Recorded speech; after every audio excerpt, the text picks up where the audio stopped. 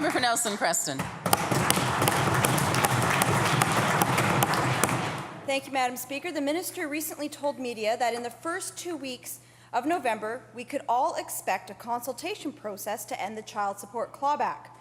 Except last week, at the 11th hour, the ministry cancelled their consultation meeting with First Call, citing that they weren't prepared.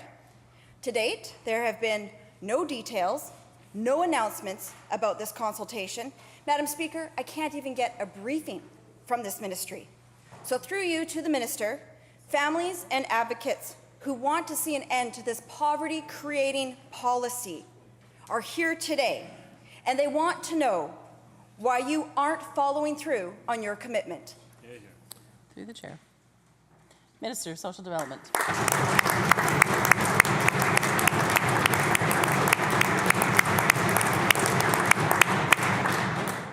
And to the Speaker, to the member opposite as well. I do apologize. I did intend to start last week in front of a large group of service organizations who support vulnerable British Columbians.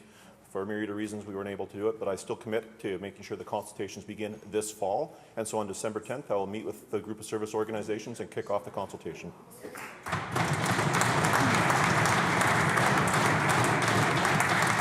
Member for Nelson Preston on a supplemental. Thank you, Madam Speaker. I know that the official date of winter starts December 21st, but in Canada, it's winter by December 10th, and the commitment was the fall. The lineup of people wanting an end to the clawback is growing. UBCM,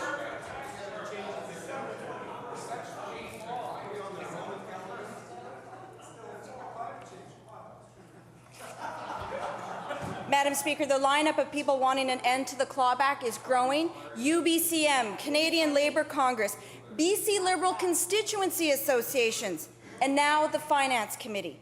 They all think it's wrong that this government takes $187 a month away from Rosalie Southcott while shelling out $4,000 a month for former MLA Ben Stewart's Beijing car allowance. No one believes the minister when he says he can't afford to give BC's poorest kids their money back. Madam Speaker, when will the minister meet with families here today and commit to ending the clawback?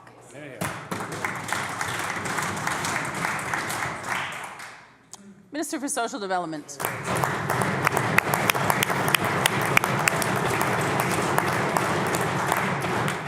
Well, thank you very much, Madam Speaker. And Madam Speaker, I received correspondence from constituents across British Columbia in regards to the top-up issue as well. I have met with individuals on this issue through the Accessibility 2024 consultation process.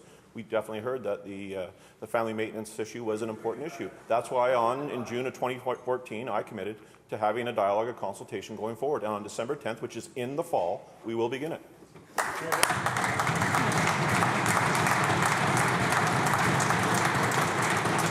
Recognize the member for Esquimalt Royal Roads. Thank you very much, Honourable Speaker. Honourable Speaker, I think every reasonable person in British Columbia knows that consultation is not what's needed right now. Action is what is needed.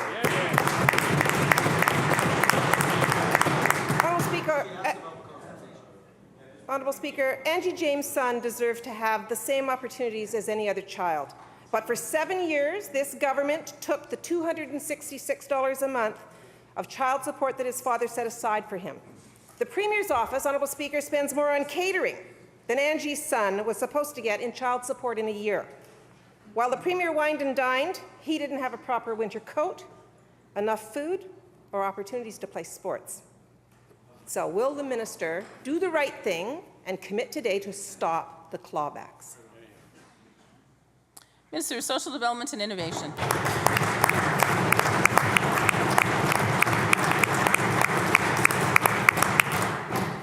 Madam Speaker, the member opposite says action is not happening. I claim to differ, Madam Speaker. Action is happening. For example, Madam Speaker, right now, a parent with a child under the age of 6 is eligible for $485 in tax benefits. But, Madam Speaker, in 5 months, that's going to change. In 5 months, in April 2015, between federal and provincial contributions, that amount will increase to $600, Madam Speaker.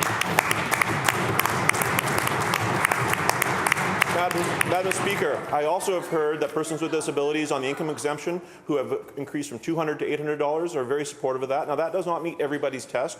We've also had a scenario where we'll have the annualized program for earning exemption start in January the 1st. So an individual who is with disability, who is able to work, will be able to keep $9,800 a year, Madam Speaker. Now, Madam Speaker,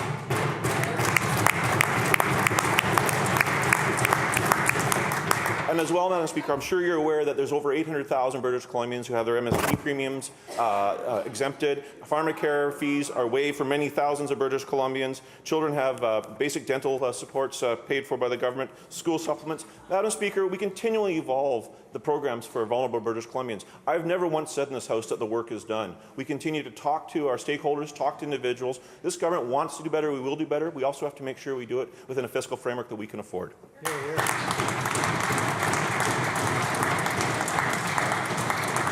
Royal Road is on a supplemental. Thank you very much, Honourable Speaker. Well, I think it's a bit insulting to the families that are here what the minister considers that the government can and can't afford. Nicole Edmonds' daughter in Kamloops sees her $200 of child support clawed back every month by this government. The minister has said he can't afford to give this back to her. As a result, Ayla will continue to go without nutritious food, school supplies, proper shoes. This money has been ordered by the courts to go back to these children, and yet it is being taken away every single month by this minister. He knows better. Do the right thing. Stop the clawbacks now.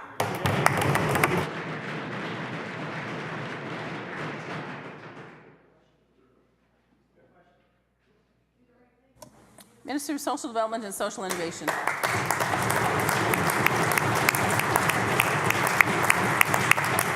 Madam Speaker, I don't think there was a question there, but that being said, I want to make sure that we understand that we work in this government. Members will come to order.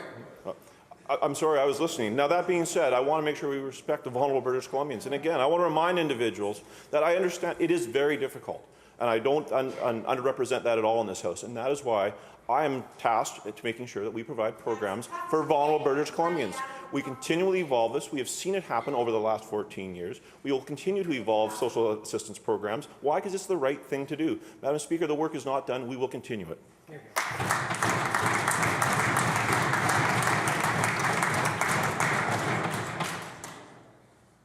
Vancouver Mount Pleasant. Thanks very much, Madam Speaker. It's not like that this government brought in the child maintenance clawback policy yesterday. They did it 12 years ago, Madam Speaker. A generation of children have grown up living in poverty because of this policy.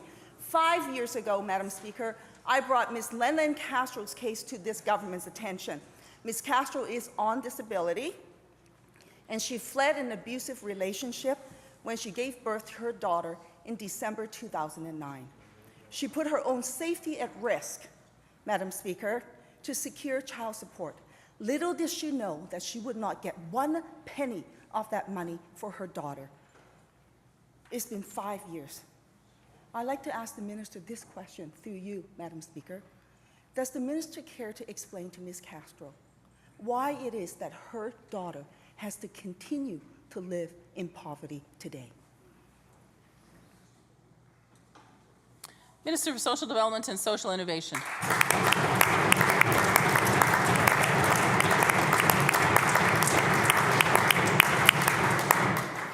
Madam Speaker, governments in British Columbia and Canada, in the developed world, are always working to see how they can best support the vulnerable British Columbians.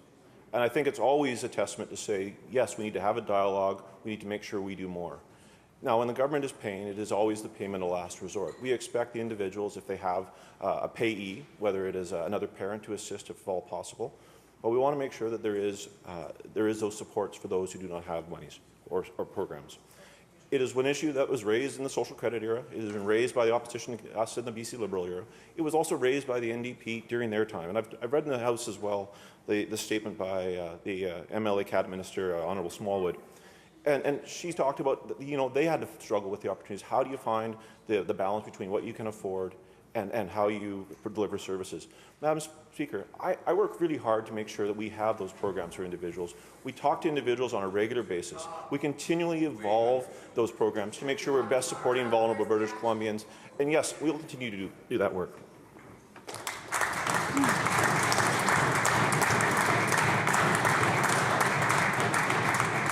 Vancouver Mount Pleasant on a supplemental. Yes, thank you, Madam Speaker. Well, it is this government that brought in this policy 12 years ago. Not Joan Smallwood, but this government. 12 years of feeble excuses, and the saga continues, Madam Speaker. When this punitive policy was put in place in 2002, in its first 2 years, 6,104 families were affected every month. Every month. In total, the government clawed back $14.6 million in support for single parents. Today, that money has climbed up to $18 million. Surely, the minister will agree that this policy is a funny way of this government showcasing the Premier's Family First slogan. Will the minister rescind this family maintenance clawback policy, or is this just yet another example of the Premier's pattern of behavior? Say what the people wants to hear and then do whatever she darn well wants to.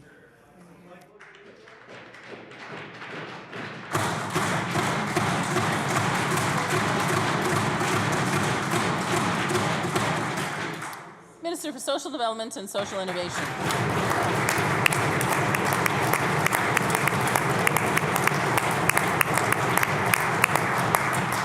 Madam Speaker, for parents on assistance receiving monthly family maintenance payments, what we do is top up to ensure that an individual's total monthly income is equal to current assistance rates. Now, that being said, though, Madam Speaker, and I mentioned them earlier, I want to remind the members opposite that we continually bring out programs and support programs that assist vulnerable British Columbians. Talk about school startup funding. We provide supports for that. Discounted bus passes. We provide support for that. Free dental and optical care for children. We provide for that. We also provide childcare subsidies for 45,000 children per year. Madam Speaker, we continually work on these programs. I have said to the members opposite, and they do not listen, that we continually evolve these programs, and we will continue to do that work. Madam Speaker, province of British Columbia, we continue to grow the economy to make sure we can make those strategic investments that allow individuals to have better supports, and perhaps they have an individual to be self-supporting going forward.